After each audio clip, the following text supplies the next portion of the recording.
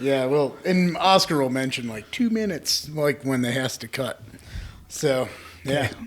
Doug, Aaron. chief editor of the Moab Sun News. Other hats too. What other hats do you wear? Not the Sun I'm News. sorry. Moab Times Independent.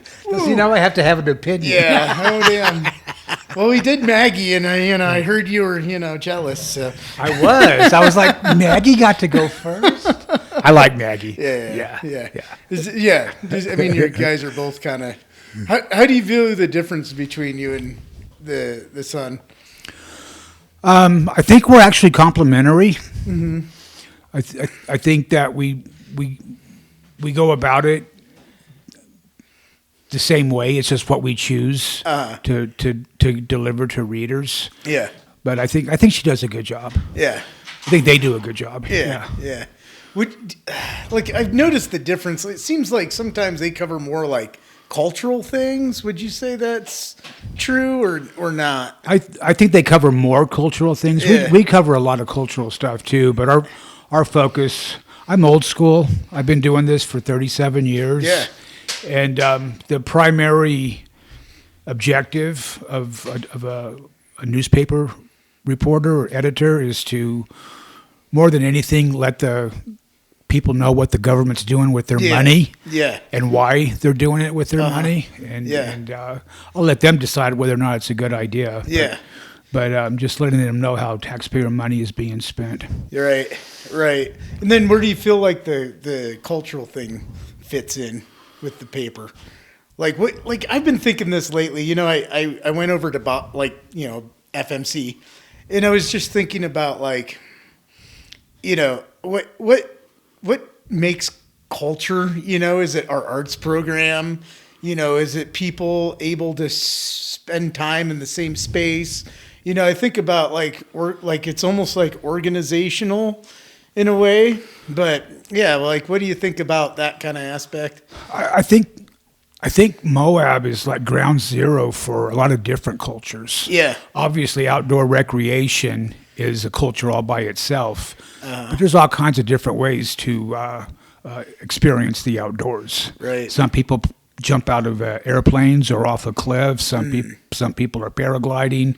I'm a hiker, but there's mountain bikers like yourself, and people that like to run 240 miles in 80 hours, which that does not sound fun to me. Yeah. Climbing, there's just so many different things, and of course motorized recreation. There's just a lot going on that way. We're all out here enjoying this beautiful country. Yeah. But we've also got a really strong art scene. Mm-hmm. I think one of the things that makes Moab so fortunate for a small town, we have a lot of amenities that other small towns don't have. Yeah, because we have that money that gets to it. Usually, I grew up in a small town place, and it's like arts. Like we're barely able to, have the sewer running. Right. So it's we kind of have a metropolitan vibe. But I just was kind of thinking in like capitalist spaces, having like Bob's was a kind of a funny place because it was Bob was, I don't know what he was, like an anarchist, but it was kind of like, Starbucks took this idea of the third space, and Starbucks is copying what Bob created. It was like, here's a space that, yes, it's a public space, but it is based on money, but it's kind of not. And I feel like that's like, we have church and people don't go to church. We have recreation, which, if I'm a solitary hiker, is that a culture? But maybe it is, yeah. So it was funny. My coworker said that he said something really, I kind of was like shocked. He was like, yeah, I don't really agree with most artists. They just seem like bums. And I was like, and he was just like, they don't really, and I was like, like, I feel like art is culture and it's not something like we necessarily fund, but is it culture or is it like people just gathered for a certain reason? I don't know. What do you think about that? I think the Moab art trails, the downtown outdoor art, the public art, I definitely think that adds to the charm of downtown. Yeah. And I think it gives a chance for artists to get showcased. But, I spend a lot of time downtown, almost all of my time. I live down there, I work down there, and I'm always walking. Yeah. And I find living even over here in Mountain View was a lot different than living on Center Street. Oh, I'm yeah. like, I actually rather live on Center Street. You yeah, know? there's a lot of action on Center Street. yeah. But people are always stopping and taking selfies in front of a piece of art or Right. whatever. But I definitely disagree that I think artists are eccentric, at least the good ones. Right. I think that they live Right. in a world that's not made for everybody else. And I think that takes a lot of courage to live in the world. Exactly. And deliberately That's stand what I'm saying. apart. Like, we live in such a commercialized world that this is something that is not commercialized. And the survival of it is like how you monetize your art. Right. And it's just kind of like, well, what do we have? Like, I almost viewed Bob's. I went in there yesterday, first time since he died. And I just, it's like, it's a thing. Like, there's art, it's like, it was the space, it was the person, it's the people. Yeah. It's also the things on the wall that people made, So, yeah. It's I'm partners with Michelle. Yeah. Who has that alley. Yeah. And I knew Bob for several years. When I first started going over there, when we first started dating, I became an old man. I was like, these people need to get a job. I mean, they need to be productive. They need to quit, sucking off the teat and all that stuff. And but I've come to learn that I've only had negative experiences with a couple of those people. Yeah. Almost every one of them is decades younger than I am. Right. So it wasn't just young people. I mean, I No. remember because I lived next to Michelle. It was like, the county commissioners here, and Right. older people. It's kind of a hodgepodge. Yeah, there's a lot of the young, fun, unemployed. and not caring about it. Yeah, not exactly. stressing a Right. little bit about not having a job. Yeah. I don't know what that would be like. Right. So I just see that as like, that's culture, and it's all those things, but we have this thing where we kind of have like monetized culture, for the tourists. Right. And we kind of, it's cool to go on Art Walk too, So I just been thinking about that lately, Yeah. what our town has and whatnot. So I love Moab. Mm-hmm. My dad was in the Army. I lived all over the world before I was 18. And then my career has taken me all over the West. Yeah. I deliberately focused on moving to Moab. Oh, really? The job was a plus, but it was just I needed a job to live in Moab. and what was that? It was at the Times. Oh, okay. So Yeah. you came to Moab to work for the Times. Yeah, I came out Okay. here but my plan, I was 58 years old, Mm-hmm. and I told my wife at the time, the next job, we're going to go where we want to live. It's going to Okay. it's going to be about our environment, not the job. And what Because my did you career trajectory was Right. clearly on the Right. downward side. Yeah. And now you're the editor. Yeah. Well, I was hired as the editor. Oh, you were? Yeah. Okay. Cool. Yeah. Cool. And what did you think about, where was the paper standing at the time? Struggling financially. Yeah. The Taylor family, Zane and Tom and Sina and Adrian, the matriarch, they all welcomed me with open arms. When I got here, I had 2 reporters, and I lost both of them within 30 days. One had joined the Peace Corps and went to Guatemala. Okay. And the other one, she was in a relationship with an immigrant who was in the country unlawfully, and he had to go back to Mexico, so she followed him to Mexico. So I didn't have any reporters, and that was pretty scary. Yeah. And then, So you're here have a legacy small town newspaper with financial problems. Right. Yeah. Yeah, and I knew that they had financial problems. I didn't really dicker over the negotiations because I understood the reality. I knew that they were probably paying me more than they were paying themselves. Right. And that proved out to be true. So Right. they were just so dedicated to making sure that Moab had a continued local news source, which, Do you have any experience with the editor position before this? oh yeah, Okay. yeah. Yeah. So, the struggles facing small town newspapers, they're disappearing. And here we live in a town with 2 of them, and it is subsidized by our, tourism and in our relationship big cities. Yeah, how do you kind of navigate that from where you were when you started to now? It's just been really simple. Do good journalism. Maintain the public trust. Let people know that we're there for them. That when we make mistakes, we own up to it, and we try really hard not to make mistakes, but we do. We're human. Yeah. But just doing good journalism, and everything else will fall into place. Right. How do you feel? Sorry, what? What's the best thing you think you've done at the Times? What's your best work at the Times? Well, there's one of those opinion things. I think the best service that I did for the people of Moab was with the help of George Torgerson and the Justice Court judge. I forget her name. How did I forget her name? Is it Mary? Anyway, sorry. But anyway, they. I think I exposed a lot of flaws in the Moab Police Department. Okay. And I mean, it was scary. They were down to like 6 officers.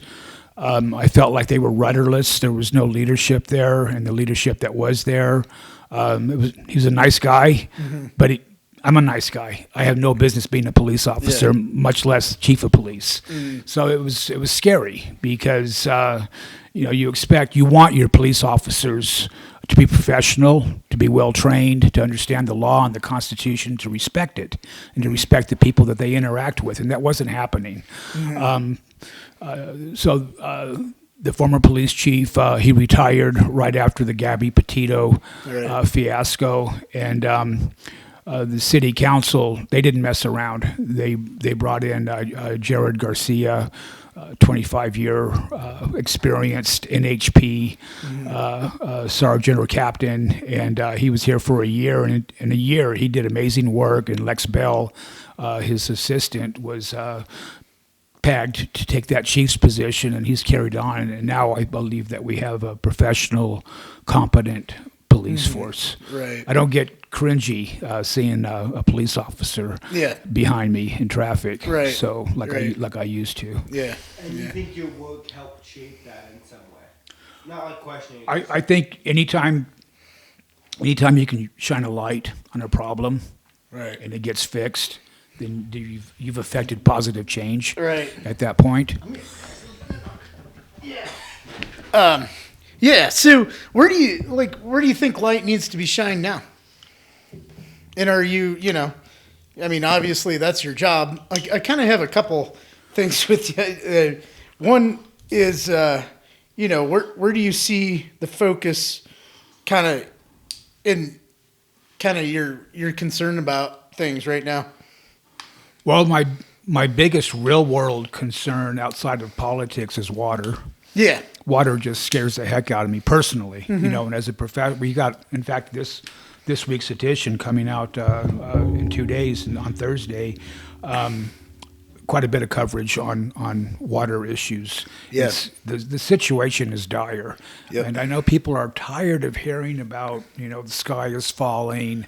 They're tired of hearing about climate change. They're tired of all this fear. And our mission isn't to scare people. It's to educate them and hopefully convince them that maybe they don't need to start watering their lawn until the middle of May. Maybe they don't have to water as much as they do. And maybe they should be more careful to make sure that the water falls where it's supposed to fall instead of on the sidewalk or running down the street, that kind of things. Because we use a lot of culinary water for landscaping. Yeah.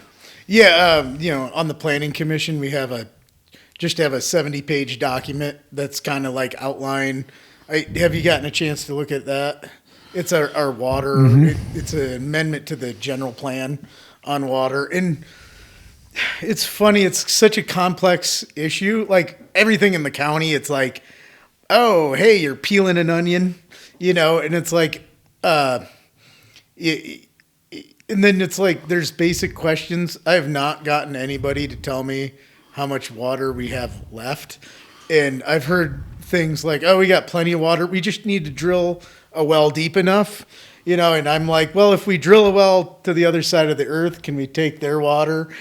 Kind of questions. Right.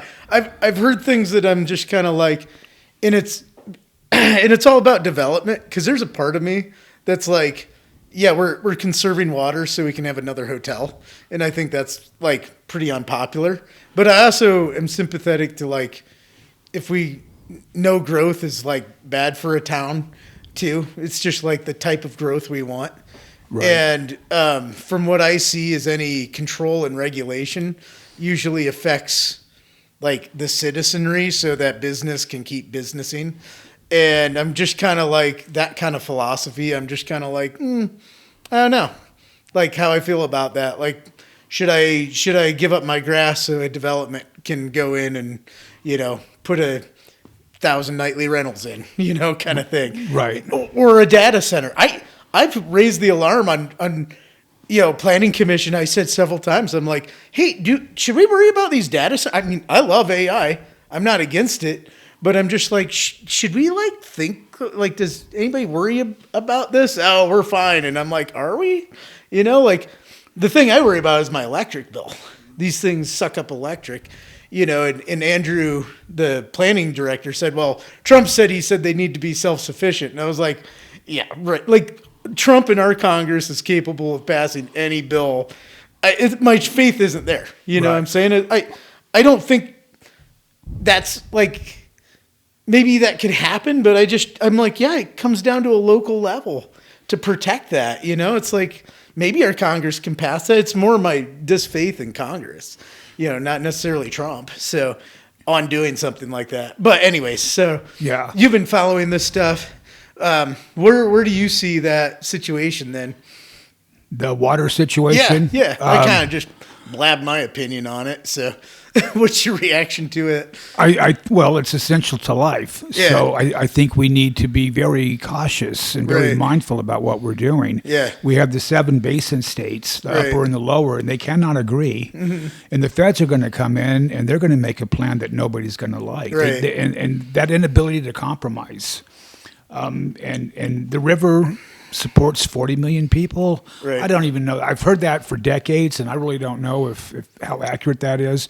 But I know it provides for millions of people. And we don't use that water. And the state's been telling the county to hey, dip your straw in that. And I don't this is getting way above my head, and I'm not speaking for anything, but it seems to me that we shouldn't rely on a water source that we don't have control over, other than having a junior water right. Then I was like, well, maybe we should start using our culinary water. Do we have to buy, or irrigation water? Do we have to buy that to switch it over to culinary? Because we use almost double for irrigation, and is that the path? Right. So it's just interesting to read that 70-page document, seeing who the winners and the losers are, and it's definitely the winners are continued development, which, okay, I'm not necessarily opposed to that. So my issue, the people in charge, the people running the show, one thing that they've always thought about, no matter what the issue was, whether it was energy, whether it was water, whether it was wild horses on public lands, there was always this tomorrow will take care of itself mentality. So, well, aren't we just pushing that problem off on our kids and our kids' kids? And nobody says, well, who cares about them? Out of their mouth, but if you look at their eyes, no one wants to it's do just, that. Right. And tomorrow's here, right? Tomorrow's here, especially with water. There's something needs to be done. Yeah, and I'm also worried about hardening. Okay, I'll stop watering our lawns. Now we've allowed 1,000 more houses to be built. Now there's a drought, and we stopped watering our lawns. Now we have to stop flushing our toilets. There's issues with hardening our water supply, and these are all things that I'm I don't know what on the planning commission. Okay, we have a landscape ordinance, but that may be important. So yeah, I see funny things here. We've plumbed houses that were using secondary water to flush toilets. That's 30% of your house usage right there, and there's things right now that aren't hippies in Castle Valley, real things that are allowed in the code. And I'm should we be doing these? And cause, like, am I the guy that has to kind of push for this? And I'm like, I don't know. It just seems like getting things like the county seems to me that there's this juggernaut that moves, and I haven't cracked the code on like how to prod it. I don't get it. It seems like it's a force unto itself that even commissioners and stuff don't move it that much. I don't know. It just gives me a vibe like that. So, Well, I think that a lot of decisions get postponed or pushed underneath the carpet because they're afraid of what the legislature will do. yeah. So there's that concern. As far as the county and the city moving things along, we write stories. Sometimes we write stories for years, like UMTRA. Uh-huh. Well, it's all gone now. In another 5-6 years, we're probably going to have a story about what they're doing on that property Right. now. That was a big thing. That was a huge push. Things do get done. Things do get accomplished. Right. King Creek Boulevard. And we went from being a really horrible street to being one of the nicest in town, maybe the nicest in town. Yeah. What do you think the story, then there's these counter stories about it's been over landscaped, and I see the Republicans and conservatives really go after the Times. What do you think? I want to hear your take on that. About going after the Times. Yeah, like it's just a libtard magazine. And I saw a funny comment on Facebook. You were reporting on the CIB's demands of Moab, and anybody has a bias, right? And any magazine has bias or newspaper. And it was just like I was like I don't really see the bias in that. And I thought it was brilliant what the Sun News just like printed the transcript, because you could be like, well, there's no bias there. They just printed the transcript. Right. And so I just want to hear your response, your counter argument to that. Like, yeah, do you have like a liberal bias or what's that mean? A lot of people misunderstand the opinion pages. Uh-huh. That's not A1. That's not news. It's opinions. And we do get more liberal-leaning letters to the editor than we do conservative-leaning letters. And I don't know why that is, but we run all the letters. And it's not like, oh, this is a good letter, this is a bad letter. It's not like I have two piles. You send me a letter and you give me your phone number and you put your name on it. If it's not going to get me sued, I'm gonna publish it. Yeah. And there's one from Howard Trenholm about the anti-everything progressives, and that's the headline. Yeah. But what about? We're not just talking about editorials, like your news stories. Most of the comments that I see on social media on our stories that accuse us of being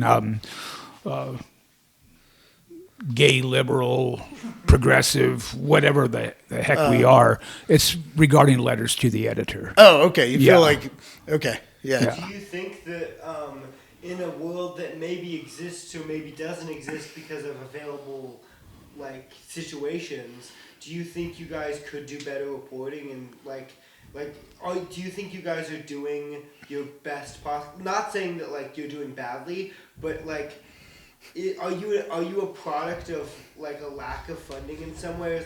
Is there a way you could be doing more but you can't at your current state? Just as the Sun or as the TI is? There's always room for improvement in any endeavor. Anything that you're doing, if there's not room for improvement, then you're done. Yeah. It's time to go on. Where's your improvement? It's time to move on to another challenge. Yeah. Shorter stories. As an editor, I would rather edit 600 words than 1,600 words. Okay. And as a writer, I can say as much in 600 words as some people can say in 1,600 words. Okay. So it would be that thing. Do you feel like building relationships? We need to get better at building relationships when we get conflict with sources. We need to do everything we can to protect that relationship. And if we if we're wrong or if we got something out of context, it's incumbent upon us to correct that for the record and on the record, Right. To just keep that trust level up. It's very funny, you know. We get along great with the city council, and we don't get along with the county commission. It's just that simple. Has that dynamic? Has there been times when that has been different? Oh, it was just a few years ago. It was absolutely opposite. Yeah. So it's 100% based on the people. It's not based on the bodies and their structures. Yeah. Okay. So yeah, let's dig in. Like, I'm kind of curious on that county thing. Like, you know, the Bill, Brian, Mike, and Melody don't communicate with you. Is that what you're saying? Bill and Melody do. Mike, I don't know how often we've reached out to Mike. He doesn't take the lead on too many things. He's a good voice. He's a strong voice, but he's never like the face of an issue. Okay. Yeah. But Bill and Melody, I think I get along well with them. Brian, I've never had any heat with Brian, but he doesn't return our calls. He's an elected official, and he wants us to go through the PIO. We should only have to use the PIO to get through what is the PIO? The Public Information Officer, Melissa Jeffers. Melissa. And I like her. She's great, but we should be able to have full-on access to an elected official. We shouldn't have to go So through. it's more of like a philosophy thing. He just doesn't think elected should talk to the patient. I think he wants to have more control over the narrative. Which is fine. That's something that conservatives have been doing pretty strongly for the last 10 years. Yeah. But you would publish an editorial of his, no problem. I just did. Yeah. Yeah. From Brian. Yeah. Okay. Yeah. Ooh, should I have known that? Sorry. I didn't read the last paper yet. No, I tried to keep up on it. Anybody in town, as long as they give me their real phone number and their real name, and if it's something controversial or if it's something that is outlandishly wrong, I'll call them and ask them to, can you massage this a little bit, because here's where you're going to run into a lot of resentment and pushback, because this just didn't happen, or not quite like you think it did, or something like that. And if it's something that's going to get me sued, get the newspaper sued, and see, that's a scary thing these days. Yeah, let's reset. Okay. So you're, afraid of getting sued. Me and Oscar just went to see Andrew Callahan, Channel 5 News. He's a YouTuber and does investigative journalism. And he was talking to Afro Man about anti-slap suits coming out. Have you followed that? Are you concerned about the ability to... I actually made some lemon sponge cake. Oh, yeah. Lemon pound cake. Lemon pound cake. Lemon pound cake. Yeah, that interview is so awesome. You know who Andrew Callahan is? Oh, okay. Yeah. He does kind of like a weird. Hunter Biden it was a funny show. Hunter Biden was there judging talent shows. He's like an interviewer and filmmaker. And kind of does podcasting, but mostly does journalism, like boots on the ground stuff. Yeah. Like weird places most people wouldn't go type stuff. In one of the things he was saying, there's this, slap suits is so a judge can throw out, they can be like, this is frivolous, we're tossing it. And Supreme Court said this was unconstitutional. And media places have been like, well, now we have to really somebody sues us, we have to go through the process. We can't appeal to a judge. Right. So do you feel like that is given, like you're talking about suing and stuff? Yeah. Litigation is incredibly expensive. So I'll give you an analogy. John L. Smith is probably the most legendary of all the Nevada columnists. And he wrote some just scathing books about like Steve Wynn. He owned the Wynn Resort and the Bellagio, and not a nice guy. And the book reflected that. And Steve Wynn sued John L. Smith for defamation. And before it ever even got to a judge, John L. Smith was bankrupt. He had to sell his house. He had to sell a vintage car, and he couldn't afford to continue the lawsuit. Right. Defending the lawsuit. So eventually, the case was decided in his favor that there was no defamation, there was no malice, there was no intent to defame. But by then, the damage had been done. Yeah. So, and that really scares me because the newspaper, we're a small town newspaper. Right. We can't afford $1 million litigation haul. Right. Have you been sued before? No. No. Yeah. Do you feel like there's anything you have stories wise that you can't do because of that fear of that? No. If you let fear of litigation scare you away from a story that should be written, maybe you're not cut out to be a reporter. Maybe you need to do something safer. So you don't have any stories you have held back from, you're saying? No, I have stories that I have edited to take some of the more inflammatory commentary out from the reporter. Okay. And for good cause. I mean, you should never, it's okay to have an opinion. Right. And it's safe while also keeping the facts. You can lay out a factual story that would be very difficult to prove malice or defamation. Yeah. It's very tough to win a defamation lawsuit. So when it does happen, you have to imagine the bar is high. Yeah, especially in public figures. right. And whatnot. The Supreme Court made it that way. Right, but it doesn't negate the fact that just the threat of filing one can really cause problems. So, well, look at Jimmy Kimmel and the First Lady Melania Trump. Yeah. It's just freedom of speech. We need to fight for that. Andrew Callahan did an interview with Hunter Biden, and in the follow-up interview, they talked about how Melania sued them for some millions and millions of dollars for defamation, and it was really interesting. Yeah. This is just interesting to circle back. Yeah, he's an interesting interview. Okay, cool. So, I was just always wondering if there was things you never could publish because of, it's lurking in the background, but you couldn't do because of that. There's no actual news you couldn't publish. Right. Yeah. But you still have to have the community's sensibilities in mind. I was a trial reporter in Las Vegas for a couple decades. Okay. And Vegas is a much bigger audience, obviously.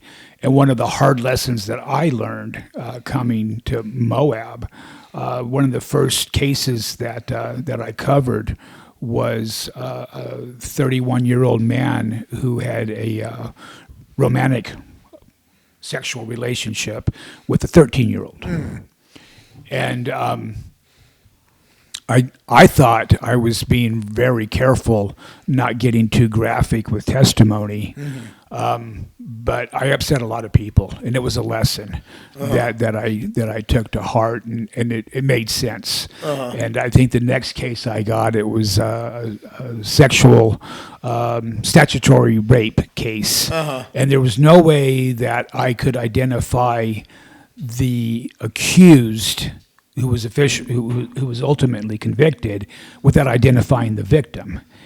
And that's something that you cannot do. So I wrote, it should have been a 600-word story. It was 150 because there was so much information that I couldn't put in there. Right. But I learned those lessons in the first year. Right. So. Yeah.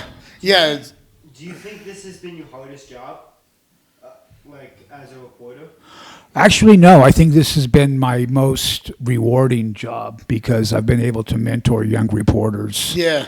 Yeah, you have Lizzie and Andrew, right? And what do you think about those guys? The younger generations to me are fascinating. Their perspective on things and whatnot.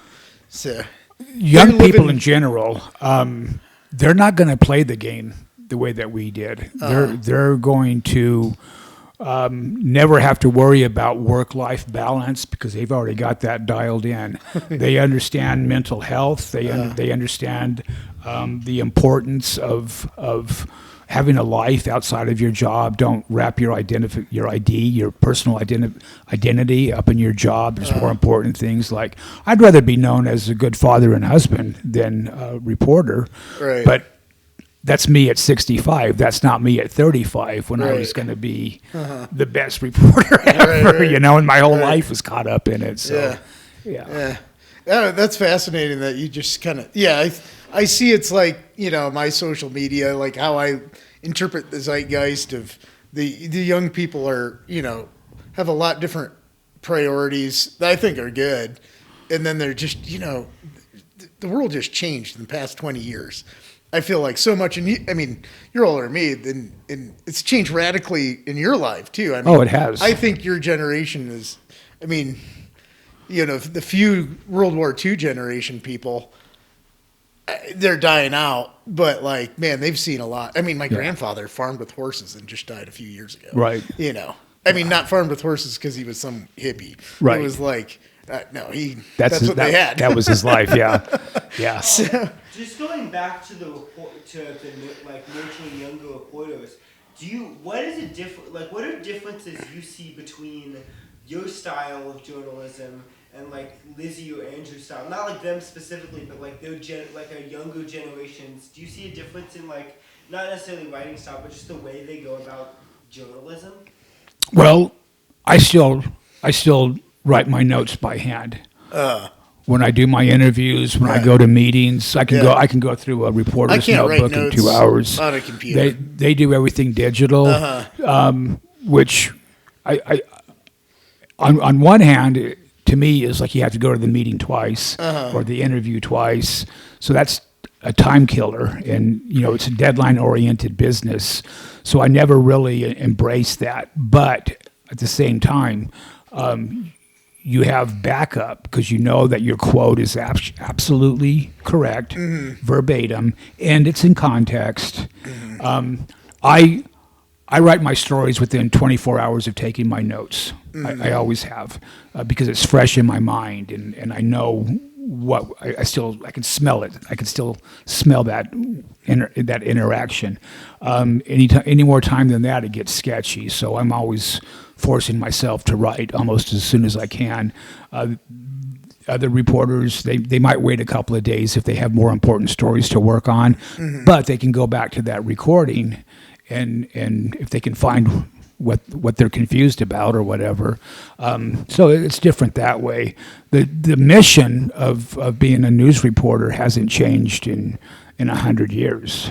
Seek truth, warts and all. Warts and all. That's the important part. Seek truth and what? Warts and all. Warts and all. Warts and all. Yeah. And be fair, be accurate, and be accountable. That's it in a nutshell. How do you feel about ideas of like, dialectics, like viewing things through a lens of like opposing forces? Or like, how are you viewing that? I guess I'm just naturally look at things through like a class structure and how are you seeing news and whatnot? Like, are you like, oh yeah, this is, the losers are this class of people, or like, oh no. No, I don't look at the world like that. There's media outlets that I trust. And there's media outlets that I don't. I interview people routinely with whom I don't agree politically, right, philosophically. Right. But that doesn't mean I don't respect them. That doesn't mean that they don't have value, and that certainly doesn't mean that I'm not going to give them an accurate depiction of what they said. It's just you have to train yourself that way. And I have also dealt with really uncomfortable people. Joe Arpaio, I don't know if you remember who Sheriff he is. Joe. Sheriff Joe from Arizona. That guy hated me, and I hated him right back. But I was always fair to him, and he would always say, "I don't like you, but I can never get you." So, What do you mean get you? And so what? Like he loved to go after the media. Okay, he was one of the original fake news guys. So how do you feel like you avoided that? Being careful and just being honest. Doing your job right. Well, I just wonder like how you do that. Like, it's a dance about like getting people to reveal things. but like in like maybe prove a perspective or whatnot, you know? Yeah, then you're delving into gotcha journalism, Yeah. and you're setting them up, and that's not fair. That's not the mission. But you do want to reveal things about their perspectives, right? Oh, you absolutely Right. Or Yeah. any kind of inconsistencies Right. in their perspective, right? So, yeah. Yeah. I have a question. In your dream of like where the Times is, like Yeah, keep going. yeah, like in your dream of like where the Times is as like ideally, do you think it should be doing more like investigative work, or do you think the trip covers that? Like, do you think like I know you can always improve, but like in a like a world that you could try to achieve, and yet is also better than this one. Like, what do you see for the Sun? The TI, sorry. Do you see like more investigative, more cultural? Like, what do you see? Right now, we're treading water. For a true investigative reporter, that's all they do. Yeah. They may not write a story for 6 months Right, because yeah. they're gathering information. They're doing their job. Right. I don't have that luxury. Right. I need 5 stories minimum from Right. both of my reporters, Yeah. or we're not going to have a newspaper. Right. Or we're going to have like really big type with great big photos. Right. You know. Or you just have a lot You of think- stuff on the trip, I guess. Would you say that Moab could use an investigative journalist? Not full time. Yeah. There's just not that much intrigue going on out there. right. I think you would need to have a community of about 150,000 Right. people before Okay. that, before you could justify that expense. Yeah. It's like the smallest is like Grand Junction. Like that's where you start with investigate, like a size worth an investigative journalist. I think Grand Junction is only like 70,000. Oh, really? Oh, Yeah, Oh, I would go to. 200. But Yeah. yeah. I Anyway. guess it's like I think Mesa County might be 200. 200. Yeah. Yeah, no, it's just because I always, as I've gotten into government, you're just peeling back the layers, and you got, like a newspaper can like cover so many meetings, but then there's like, I'm always like, what? This is going on. It just seems like there's a lot of moving parts to things like your water thing. It's like, I feel like somebody could probably investigate it for 6 months and still not tell me how much water do we have left. Or come up with any new information. Right, exactly. Yeah. Exactly. It's Yeah. such a complicated thing. And yeah, I just keep coming back to that, like the winners and losers of that. And that's why I kind of like, my perspective is always like winning, losing on issues. How are you, I kind of am curious on how you see things. Do you like see it as like these events are happening and there's people making I guess, is that weird? I don't know. I've been reading a lot on like dialectics and structuralism, and what blows my mind is like before the philosopher Hegel, like people thought history was kind of static, and like, oh well, we're gonna have like second coming of Jesus, and that was kind of like people's viewpoint of history, and then they were like, oh, Hegel and Marx was the first ones that were like, no, history is about opposing forces. And I was like, wait, what? How are you looking at things, 200 years ago? I guess it was completely different. And I'm like, oh, people view history in local history like completely different. I'm just kind of like, what do you think about like those statements I just made and how you Right. view things? Well, I do know that the news repeats itself, and the proof is in the pudding. I put together the historic page. It's on B2 every week, and I got to search for I that. love that, by the way, especially one that had like stuff about cattle mutilation and chupacabra. I was like, wait, I think I texted you. It was like 5 years ago. I was like, did you read this? I mean, it was nuts, Yeah. So going through the historic Times Independence, going back to 1918, because that's when they started. I don't think they had the capacity to do with anything Right. that was printed before that. The airport has long been an issue. Back in the 50s, we had 3 airlines serving Moab Oh, no kidding. because of the uranium. And but there was always runway work that needed to be done. There was always expensive stuff that needed to be done with the airport. Water has always been a big issue. So it's more of like a needs issue. Right. A needs and resources is how like things kind of work here. So, and then who do you think like gets those resources? Who are the winners? That's not for me to decide. Yeah. You know, Just in history, who do you think are the winners? well, white people. I mean, you know, at least in America. Yeah, I mean, but white people have lost too. I'm just saying it's just interesting in this town. We were like super wealthy, and do we have remnants of that? Like who won in those uranium, days? A lot of people were making good wages and pocketed things and whatnot. Yeah, well, Charlie Steen obviously was a big winner. Until he lost. Yeah, but he Right. he worked his fingers through the bone to Right. to get what he got. I think America, our uranium boom, America certainly benefited from that because it was something that we needed at the time. Right. But it seemed like a lot of work. Like I've talked to miners from that area. Those were good jobs and people made money. It was a good place to if you were working in that stuff, like money was flowing. Right. So, if you own capital, but workers too. Like I see what I see now is people that work here. I mean, there's some winners, but how many people are working at a hotel, cleaning rooms, making a wage that can is Right. livable here. Well, and I think the livable wage, people are selling themselves short when they strive to gain employment that will pay them a livable wage. If I had to do What it, do you mean sell themselves short? go for I can buy a house and 2 cars and have 3.5 kids or 2.5 kids and a dog and a jet ski. Yeah. Envision that. Not Yeah. I can scrape by if I make X amount of money, a livable wage. And it doesn't really. They're really hard to get. Most people that are on government assistance have a job, a Right. full-time job. Right. So That- we're subsidizing bad paying jobs, Right. basically. Yeah. Yeah. So you're in agreement with that. So I guess I'm just getting at I see this as that's the big change in Moab is working class people are, not making enough to live here.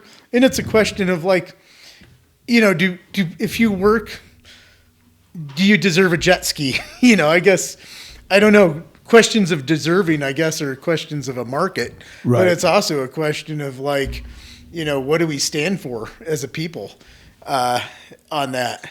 So, Well, I think it's having a job to me is so much more important than being able to make a living. It's how you feel about yourself Right. when you have a job. You feel like you're a contributing member of society. You're pulling your weight. You're serving your community in some fashion. do you think they should people should not have be paid enough not to have subsidized wages or what? I think if you're a billionaire, you should be able to pay your people enough money that they can live. And if 1 million people out there can do what you do, you don't get as much money as the people that only 10 people can do what they can do. Right. That's just basic math. But Right. I do think that people deserve dignity, and you can't have dignity if you're begging for formula, money to buy your kid formula or whatever. Right. I think we and we've always been that way. It's You just- think so? Yeah. When you say always been that way, I would say during your lifetime we've seen decrease in minimum wage hasn't been increased, wages haven't been keeping up with inflation. The hollowing out of the middle class. I mean, what do you respond to with that kind of statement? I I don't disagree, Right. for sure. Wages have not come anywhere close to matching inflation, much less the cost of living increases Right. that we've all seen. My first job between my junior and senior year of high school, I was a hod carrier on a construction site, a bank building, and I would put 60 pounds of brick in a rucksack and carry scaffolding up 6 floors. Yeah. And then go back down and get another Dude, the load. scaffolding unions and stuff, that's a whole union trade. There Just was- doing scaffolding. There was no union. Right, there. right, but it's like a whole thing. I right? I did that job for $2.25 an hour.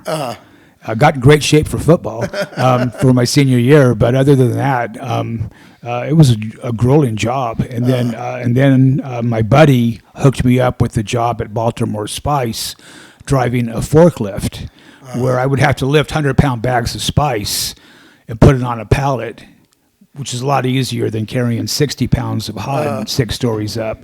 But it was also $4.50 an hour. I mean, I literally almost doubled my wage, Right. and the work wasn't as hard. I had to get certified as a forklift operator. That was the only. You stud, you. Yeah, right. And I was amazed I was able to do it. Not a lot of confidence. Yeah. I just see in this town we have a lot of, just service work is just not enumerated. A lot of it is dependent on like illegal labor, and I'm like, well, is this what we want? Is this okay? And I guess it's okay until we say it's not, right? And you talk to most people and they're like, yeah, you should get paid enough to live, and what's that mean, right? Right. So, living means different things to different people. So yeah. But I've just somebody in your generation who's lived through times. It's like, yeah, you made $4.10 an hour, but was an automobile $5,000 at that time? Relative to the wage you were making in housing. I bought my first car for $1,300. $1,300, yeah. Yeah, and there's no joke. Never buy $1,000 car, but I drove that car for 5 years. Oh yeah. Yeah. Yeah. I didn't pay more than $200 for a car for a long time.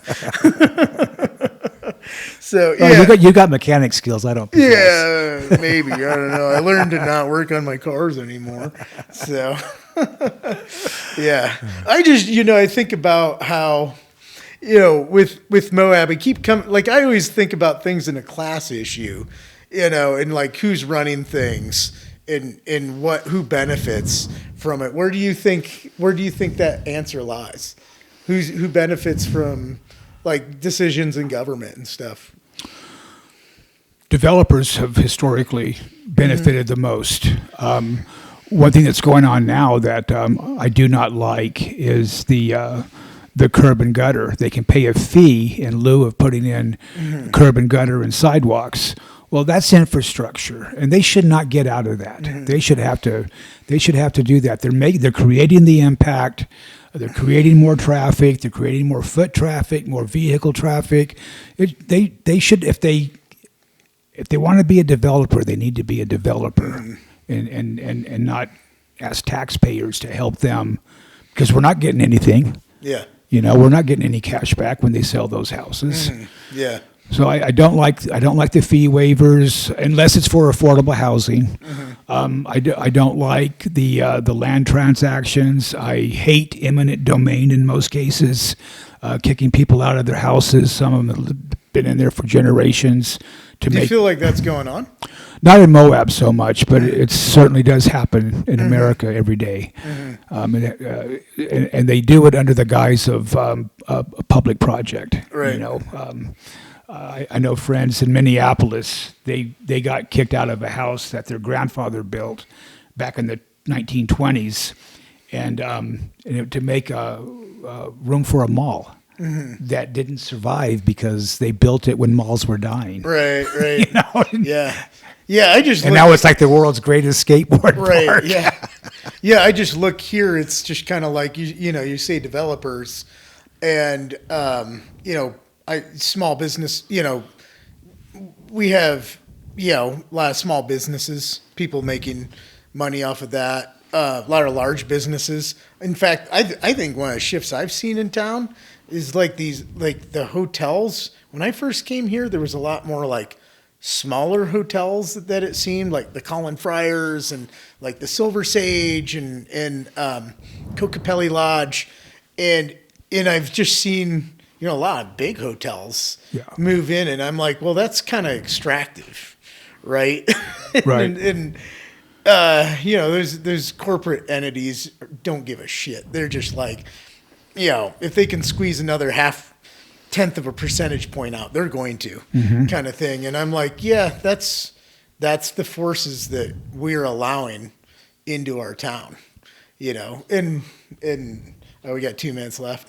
So yeah, I guess I just, that's why I see the winners are. And I think people are very frustrated. I feel like in planning and zoning, there's like a knee-jerk reaction to any development because I feel like people don't have control. And like the one thing they could have control is stopping anything within their 5-mile radius on that. And so I just feel it's like a feeling of not control of their environment. So as far as who's winning and who's losing, let's just replay and we'll hold that.